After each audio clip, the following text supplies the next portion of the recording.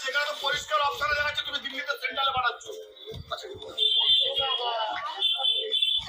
তুমি তো পাঠাচ্ছ দিল্লিতে। তুমি তো এখান থেকে তোমার ল্যাপটপ থেকে তোমার এই যে এটা থেকে তুমি পাঠাচ্ছ, তুমি তো পাঠাচ্ছ।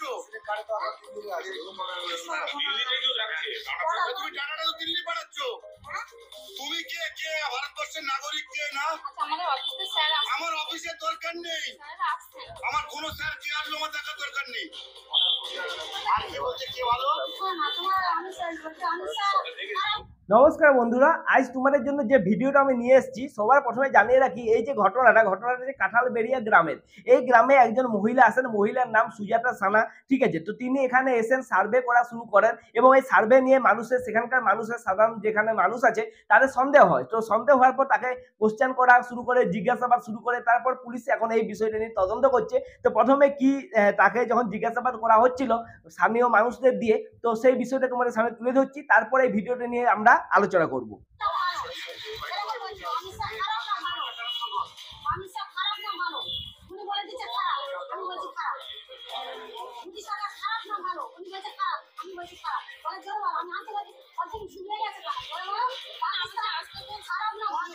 মোদি ভালো কি খারাপ তুমি কে জিজ্ঞেস করা?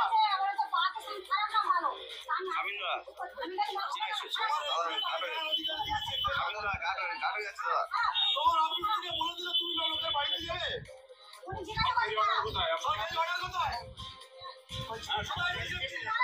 তুমি কেন এগুলো দিল্লিতে পাঠালে? তুমি আমাকে বলো কে কোন পার্টি করবে না করবে তোমার জানার অধিকার কে দিয়েছে? সরি মানে কথা বলো, সরি মানে কে কোন পার্টি করবে, কে মমতার লোক, কে মোদির লোক, তোমার জানার অধিকার কে দিয়েছে? তোমার কাছে কি কেউ দিয়েছিল? তাছাড়া তুমি এই ডাটা কালেক্ট করে তুমি কেন এই দিল্লিতে পাঠাচ্ছ? তোমার এটা তো পরিষ্কার দেখাচ্ছে টোটাল ডাটা এন্ট্রি করছে ওরা দিল্লিতে পাঠাচ্ছে। মোবাইল হোয়াটসঅ্যাপ নাম্বার আছে। হ্যাঁ এটা বোঝাই করেছে দেখো না, এই সব এখান থেকে সব পরিচয় আরো আগে এই একটা মেয়ে আছে ভাবে এসে আমাদের গোপন তত্ত্ব নিয়ে মুসলমান এলাকার ভিতরে ঢুকে আমাদের মুসলমান কি হিন্দু এরকম একটা জাতপাতের বিচার করে একটা বিভাজন তৈরি করতে চাচ্ছে। আমরা পাকিস্তান থেকে এসেছি, বাংলাদেশ থেকে এসেছি, আমাদের ভোটার কার্ড দেখি, আইডেন্টি কার্ড দেখি, আরো অনেক কিছু তথ্য চাচ্ছে। গোপনে তোমাদের এইটুকু ওইটুকু জীবনী পাইটেছে, নানান রকম মিথ্যে প্রতারক ভাবে আমাদের এই গোপন তথ্য নিয়ে পাচার করে দিল্লিতে পাইটে দিয়ে নরেন্দ্র মোদী ভালো, অমিত শাহ ভালো, এইসব ভারতবর্ষের ইয়ে করুন সে করুন অনেক কিছু বলছে। মহিলা আমাদের এই গোপন তথ্য পাচার করার জন্য বিজেপি সরকার আমাদের ভোটার লিস্টে নাম কেটে দেয়, আমাদের এনআরসিতে ফেলে দেয়, একটা সমস্যা তৈরি করে দেয়, আমাদের এখান থেকে বিতাড়িত করার জন্য গোপন তথ্য পাচার করার চক্রান্তে এসছে। কিভাবে বুঝতে পারলেন বিষয়টা? আমরা ওনাকে যখন তখন জিজ্ঞাসা করি উনি সত্যি কথা বলতে চাই। যখন আমার সন্দেহ হলো তখন আমি আমার পাশে আমার বুথের মেম্বারকে আমি কনফার্ম করি। বুথের মেম্বার নিয়ে এখানে আমাদের নেতৃত্ব পর্যায়ের নেতাদের কাছে আসে। ওনারা যখন জিজ্ঞাসা করে প্রশাসনিকভাবে তখন ওরা সত্যি কথা বললো যে আমার দিল্লিতে বাইরেতে গোপন তথ্য পাচার করাতে মোবাইলে বা ডাটা আমাদের প্রায় 30 প্রত্যেকটা ডাটা এন্ট্রি করেছে। এক একটা ডাটাতে 4-5 জন করে নাম লিখে একজনকে হেড করে সঙ্গে সঙ্গে দিল্লিতে ওরা পাইটে দিয়েছে। সেখান থেকে আমাদের এই 40-45টা ফ্যামিলি একেবারে পুরো এখান থেকে ভোটার লিস্টে নাম কাটার ষড়যন্ত্র নেই, গোপন ভাবে এইরকম ষড়যন্ত্র করে এই প্রতারক মহিলারা আমাদের সমস্যা তৈরি করে ফেলছে। আচ্ছা, তো তাহলে তোমরা ভিডিওটা দেখলে, ঠিক আছে। এরপর এনার বক্তব্যটা শোনাবো। তার আগে তোমাদেরকে জানিয়ে রাখি বাসন্তী থানার পুলিশেরা এই বিষয়টা নিয়ে তদন্ত করছে। সরকারি অনুমতি না দেখাতে পারায় তো এনাকে নিয়ে গেছে পুলিশ থেকে, জানানো যাচ্ছে, যেটা জানতে পারছি সেটা বললাম। তো দেখো এই যে এনার আগে যে লোকটার কথাটা তোমরা শুনলে, ঠিক আছে, যে ভদ্রলোকের কথাটা তোমরা শুনলে, তো উনার কথা শুনে কিন্তু মনে হলো উনি একজন তৃণমূলে কোনো নেতা হতে পারে বা তৃণমূলে কোনো একজন লোক বটে, কারণ তার কথা শুনে সেটা স্পষ্ট বোঝা যাচ্ছিল, ঠিক আছে। তো বিষয়টা তোমরা তো বুঝতেই পারলে যে এখানে একজন মহিলা এসে সার্ভে করছিল, আর যেটা জানতে পারা যাচ্ছে এটা প্রাইভেট কোম্পানি থেকে সার্ভে করা হচ্ছিল, কিন্তু কোনো অনুমতি ছিল না।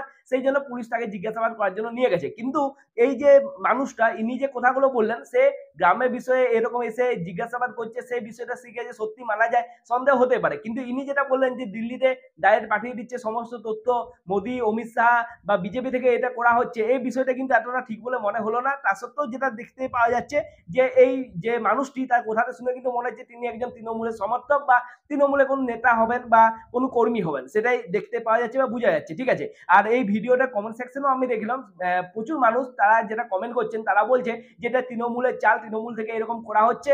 আর দেখো যেটা আমরাও দেখলাম যে এইখানে যেটা তোমরা দেখতে পাচ্ছ যে বলছে সমস্ত রকম যে সমস্ত ডাটাগুলো আছে ডাটাগুলো নিয়ে নেওয়া হচ্ছে। দেখো যেটা আমার মনে হচ্ছে হতে পারে এই যে ভোট আসছে না, ভোটের জন্য কোনো সার্ভে টার্ভে বিষয় একটা হতে পারে। ঠিক আছে, বাকিটা বলছি, কিন্তু তার আগে চলো এনার কি বক্তব্য সেটা একবার দেখে নিই, তারপর এটা নিয়ে আরো বিস্তর আলোচনা করবো। বাসন্তী বিধানসভার কাঁঠালবেড়িয়াতে এই ঘটনাটা ঘটেছে। হচ্ছে ইম্পেটাস রিসার্চ একটা বেসরকারি কোম্পানি, তার তরফ থেকে সুজাতা সানা বলে একটি মেয়ে, উত্তরচন্দ্রের বাড়ি, সে এসে এখানে আমাদের কাঁঠালবেড়িয়া অঞ্চলে বিভিন্ন বাড়িতে বাড়িতে গিয়ে মেয়েদেরকে বিভিন্নভাবে বিভ্রান্ত করছে এবং তারা বিভিন্ন ডকুমেন্টসও তারা চাইছে। এখানে আমি বলতে চাই যে এটা হচ্ছে রাজ্য সরকারের মুখ্যমন্ত্রী তথা স্বরাষ্ট্রমন্ত্রী এবং আমাদের মুখ্য সচিব, তাদের মাধ্যমে জেলের কাছে তাদের কাছে কোনো অর্ডার নেই। আরো জানানো যায় যে এই সমস্ত ডেটাবেস নিয়ে মেয়েদেরকে বিভ্রান্ত করে বিভিন্ন রকম ভাবে কেন্দ্রীয় সরকারের প্রধানমন্ত্রী, আমাদের রাজ্য সরকারের মুখ্যমন্ত্রী নাম করে তারা এই সংস্থা ইম্পেটাস রিসার্চ তারা হচ্ছে তাদের সেই সমস্ত বাড়ির মেয়েদের কাছ থেকে বিভিন্ন ডেটাবেস তৈরি করছে, নিয়ে তো বিভিন্ন রকম তারা প্রমাণ পূর্ব চাইছে, বিভিন্ন রকম ভাবে তাদেরকে বিভ্রান্ত করছে। এটা আমি মনে করি একটা খুব অন্যায় কাজ হচ্ছে। আমার বিশেষ সন্দেহ যে কেন এই বেসরকারি সংস্থা তারা এসে, রাজ্য সরকারের কোনো অনুমতি নেই এবং জেলা শাসকদের কোনো অনুমতি নেই, তা সত্ত্বেও তারা আমাদের বিভিন্ন রাজ্যের বিভিন্ন জেলার বিভিন্ন ব্লকে এসে, বিশেষ করে আমাদের বাসন্তীতে যে ঘটনা ঘটেছে আজকে, সেইটা অত্যন্ত আমরা মনে করছি উদ্বেগজনক, সন্দেহজনক বলে মনে করছি। আচ্ছা, তোমরা যেটা শুনলে এই ভদ্রলোক যেটা বললেন যে ইম্পেটাস রিসার্চ নামে একটি সংস্থা থেকে এই সার্ভেটা করানো হচ্ছিল। ঠিক আছে, তো ঠিক আছে, সমস্তটা বিষয়টাই আমরা বুঝলাম। এরকম সন্দেহ অবশ্যই হওয়া দরকার, কারণ কিছুদিন আগে আমাদের গ্রামেও একটা এরকম ঘটনা আমরা দেখেছিলাম। ঠিক আছে, কিছু মহিলারা এসে এখানে গ্রামে আশেপাশে ঘরে যেয়ে পর জিজ্ঞাসাবাদ করছিল। ঠিক আছে, নানা রকম ডাটা তারা সংগ্রহ করছিল। তো হ্যাঁ, হতে পারে, সন্দেহ হলে অবশ্যই পুলিশে কমপ্লেন জানানো দরকার, যেটা এনারা করেছেন অবশ্যই ঠিক কাজ করেছেন, তাকে জিজ্ঞাসাবাদ করেছেন। কিন্তু এখানে কিছু আমরা বক্তব্য শুনলাম যেটা বলা হচ্ছে যে এনআরসি করানোর জন্য এই সমস্ত ডাটা নেওয়া হচ্ছে। আর যেটা তোমরা দেখলে যে এই যে জায়গাটা, এটা হচ্ছে একটা মুসলমান সংখ্যা গরিষ্ঠ জায়গা। ঠিক আছে, তো সেই জায়গায় যে এই সমস্ত জিজ্ঞাসাবাদ করা হচ্ছে, তো এনারা যেটা বলছিলেন যে তৃণমূলের যে সমর্থকের কথা যেটা আমরা শুনলাম, যে বলছে না যে বাংলাদেশি বলে এদিকে টোকমা দিয়ে দেওয়া হবে, বা তাছাড়া যেটা বলা হচ্ছে যে এনআরসি করা হচ্ছে, তো এই সমস্ত বিষয়টা এনারা তুলে ধরছেন। কিন্তু যেটা আমার মনে হয়, যদি তোমার কাছে সমস্ত প্রপার ডকুমেন্ট থাকে, যদি তোমরা আমাদের দেশের নাগরিক হও, তাহলে তোমাদের ভয়টা কি আছে? ভয়ের তো কিছু নেই না। তো কারণ আমাদের দেশের যারা নাগরিক তাদেরকে তো আর বাইরে বার করে দেবে না, আর তাদের সাথে কোনো প্রকার অত্যাচারও করা হবে না। তো সেটা নিয়ে ভয়ের তো কিছু নেই, এটা আমার পার্সোনাল মতামত, আমার মনে হয়। তো বাকি যেটা তোমরা দেখলে, ভিডিওটা পুরো দেখলে, ভিডিওটা দেখে তোমাদের কি বক্তব্য অবশ্যই কমেন্ট করে জানাও। ভিডিওটা যদি ভালো লাগে ভিডিওটা লাইক করো, শেয়ার করো, চ্যানেলটা সাবস্ক্রাইব করো। দেখা হচ্ছে নেক্সট ভিডিওতে, ততক্ষণের জন্য নমস্কার।